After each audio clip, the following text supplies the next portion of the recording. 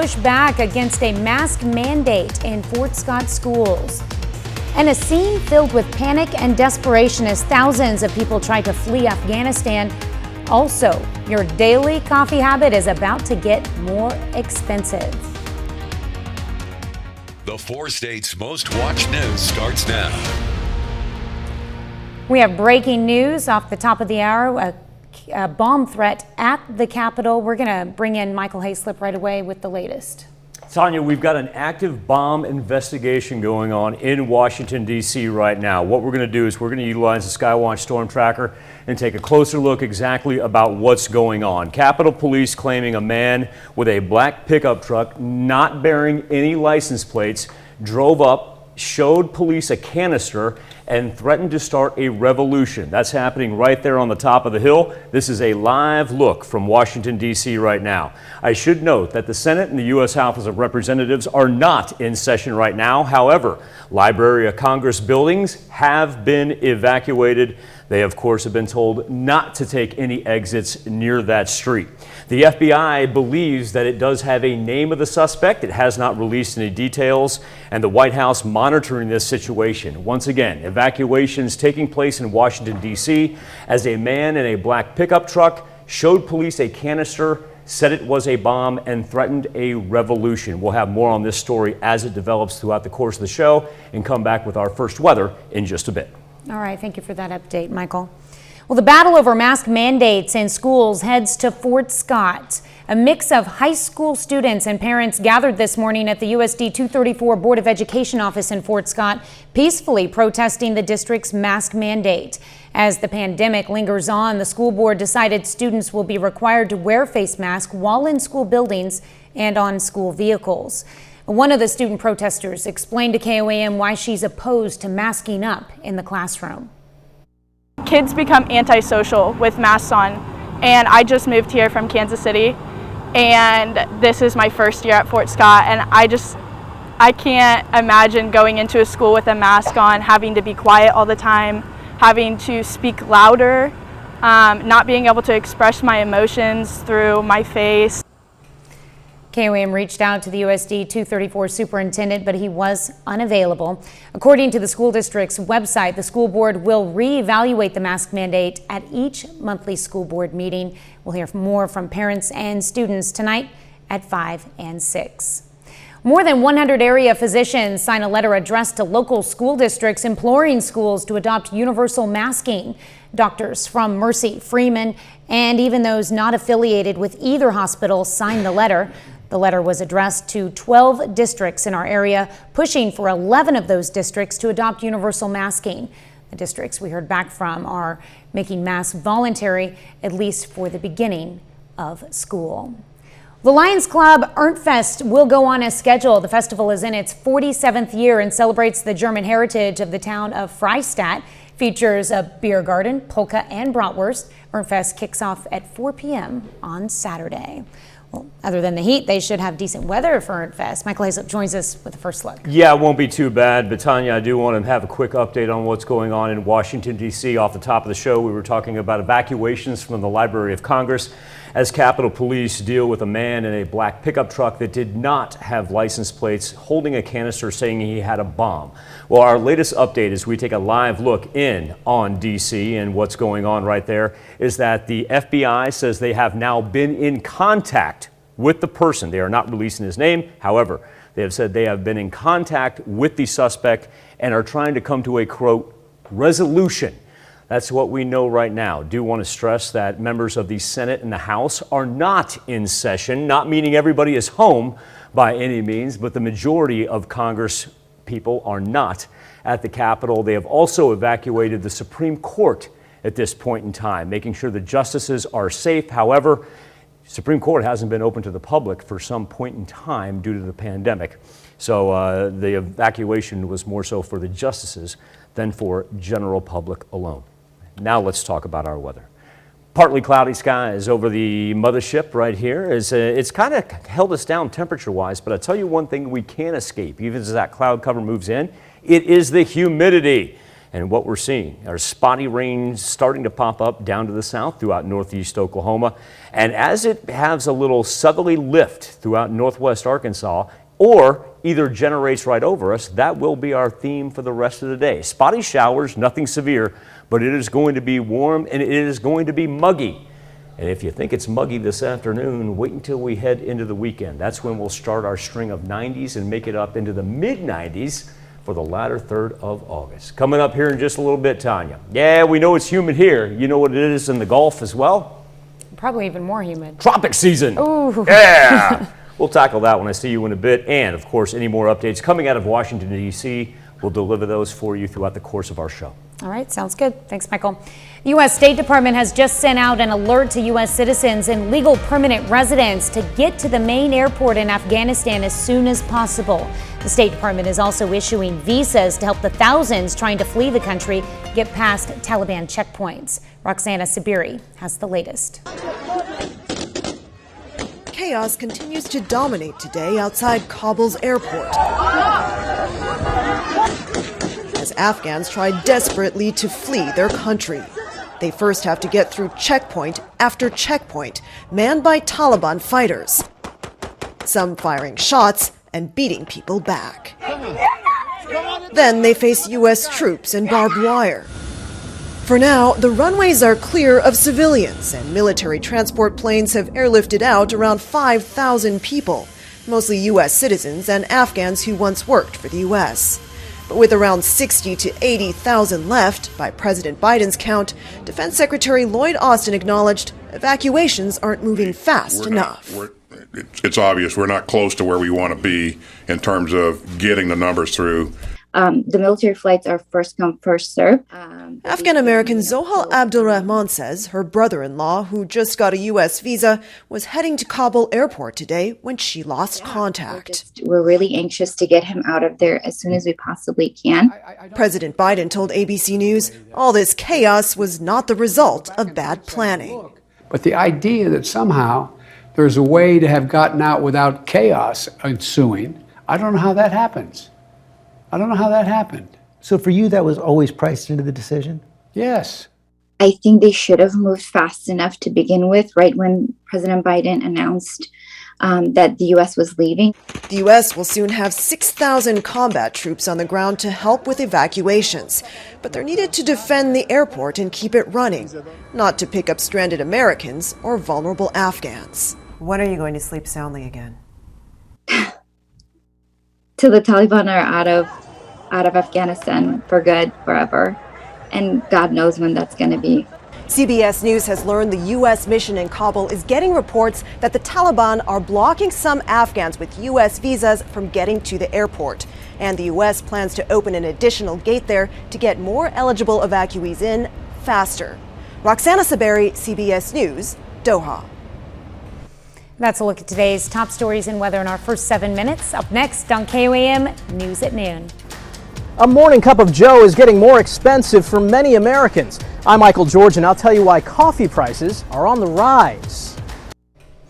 Hundreds of millions of cups of coffee are poured in this country every day, but the popular beverage is getting more expensive. Michael George explains why. Sweetwater's Coffee and Tea is a growing national chain that's managed to survive during the pandemic. We have seen many, many more gas come out, certainly since the past year. But CEO Lisa B. says the company now faces another challenge, the high cost of coffee beans. Drought and frost damaged crops in Brazil, the world's largest coffee exporter. Those shortages, along with shipping slowdowns, are making beans more expensive. The International Coffee Organization says the overall benchmark price is up more than 43% since last year. Now consumers are paying more, from the corner cafe to the grocery store. Sweetwater's is also charging more. We know Americans love their coffee. How have they reacted to the price increases?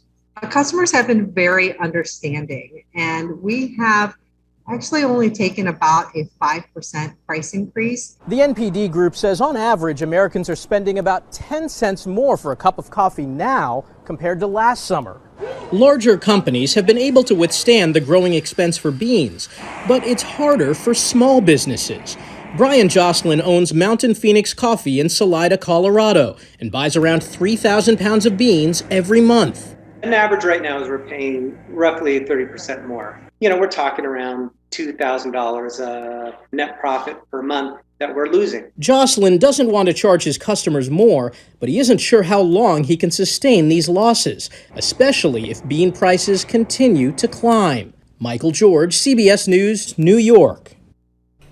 Still to come on the KOAM News at noon, Mr. Food. Today, I'm sharing a dish that's a cross between a soup and a stew. So, when you're in the mood for that first of the season taste of comfort, you're armed and ready.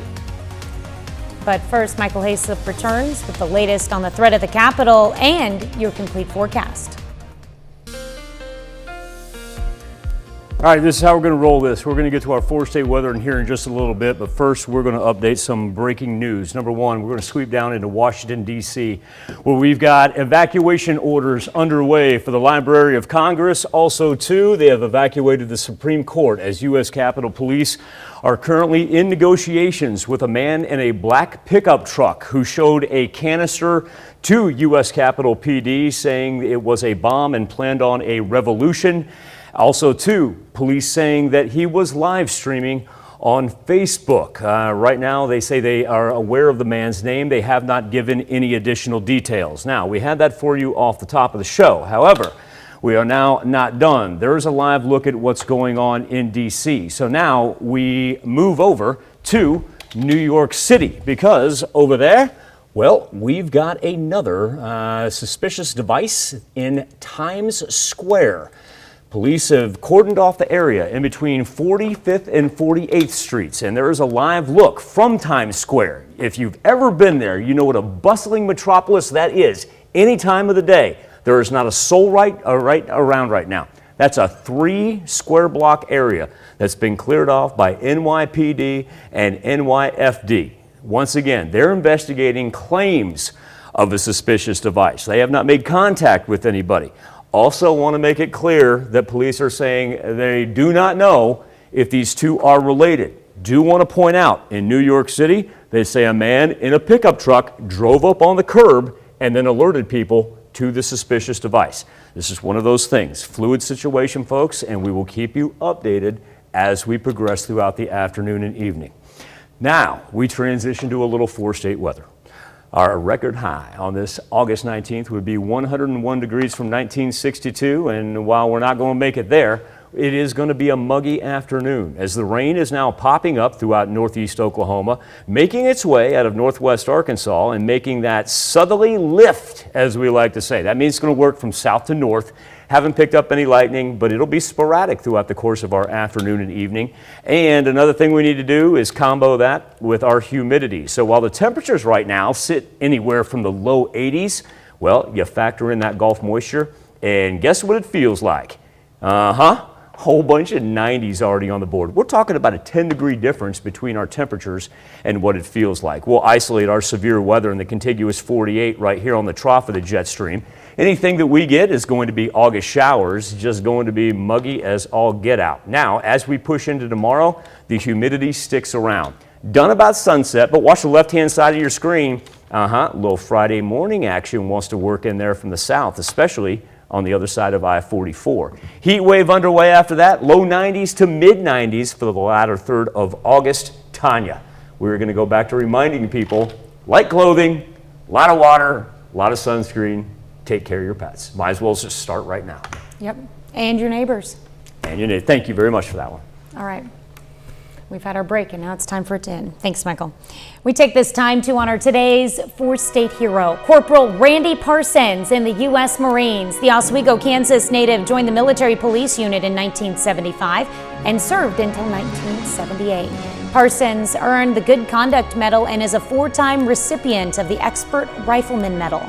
To Corporal Randy Parsons, we thank you, our four-state hero.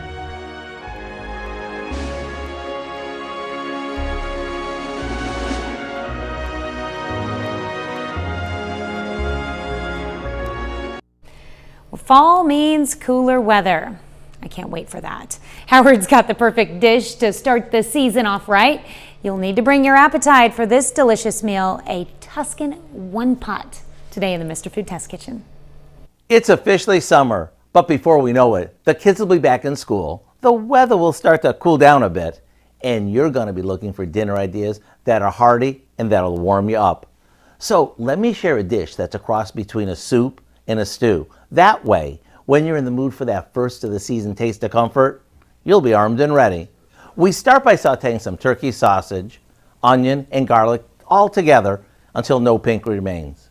Let me tell you, this already smells amazing and we're just getting started. Next, we add in a few cans of great northern beans with the liquid and all,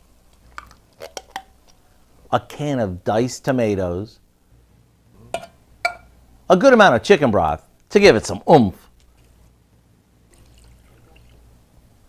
a bit of Italian seasoning, and a touch of black pepper. We'll let this simmer for a bit, and when it starts to thicken, we'll stir in a good handful of fresh spinach. Now, this is my kind of meal. It's all made in one pot, so cleanup's a breeze. Plus, it's budget friendly, which means we can make it often. As for the taste, we'll let you find that out on your own. So head over to your tablet, computer, or phone so you can get the recipe for our Tuscan one pot. I mean, why wouldn't you? I'm Howard in the Mr. Food Test Kitchen, where today we found a comforting fill you up way for you to say, ooh, it's so good. You can find this recipe along with a lot more good food from the Mr. Food Test Kitchen online. Just go to our website at KOAMnewsnow.com. Here's a look at our 4 state market prices.